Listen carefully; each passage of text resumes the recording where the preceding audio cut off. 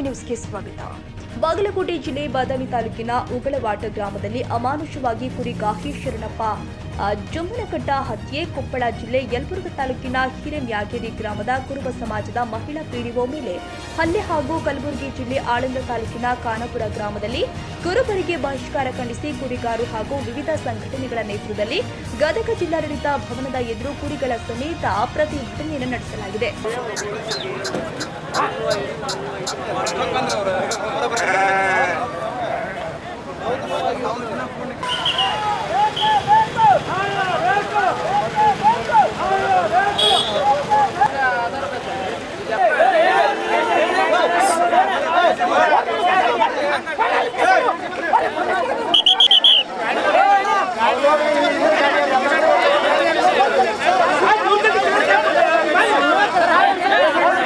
ಕುರಿಗಳನ್ನ ರಸ್ತೆಯಲ್ಲಿ ನಿಲ್ಲಿಸಿ ರಸ್ತೆ ಬಂದ್ ಮಾಡಲಾಗಿತ್ತು. ಇದರಿಂದಾಗಿ ಕೆಲ ಕಾಲ ವಾಹನಗಳು ಸಾಲುಗಟ್ಟಿ ನಿಂತಿದ್ರಿಂದ ಫುಲ್ ಟ್ರಾಫಿಕ್ ಜಾಮ್ ಆಗಿತ್ತು.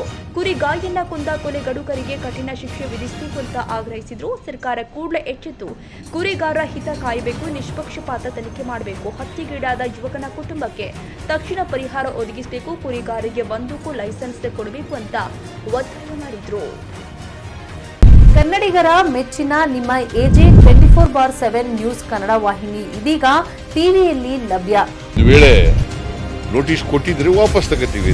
ಇವತ್ತು ವಕ್ಫ್ ಪ್ರಾಪರ್ಟಿ ಅಂತೇಳಿ ಬರ್ತದೆ ಅಂತ ಹೇಳಿದ್ರೆ ರೈತರು ಬೀದಿಗೆ ಬಂದ್ರೆ ಏನ್ ಮಾಡ್ಬೇಕಾಗತ್ತೆ? ಯಾರು ವೋಟ್ ಹಾಕಿಲ್ಲ ಅಂದ್ರೆ ಗ್ಯಾರಂಟಿನೆಲ್ಲ ಸ್ಟಾಪ್ ಮಾಡ್ಬಿಡ್ತೀವಿ.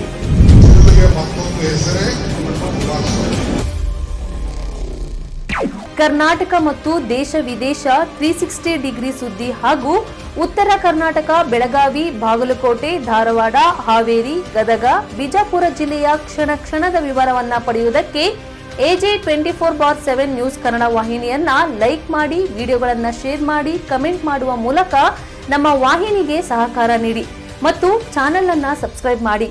ಧನ್ಯವಾದಗಳು.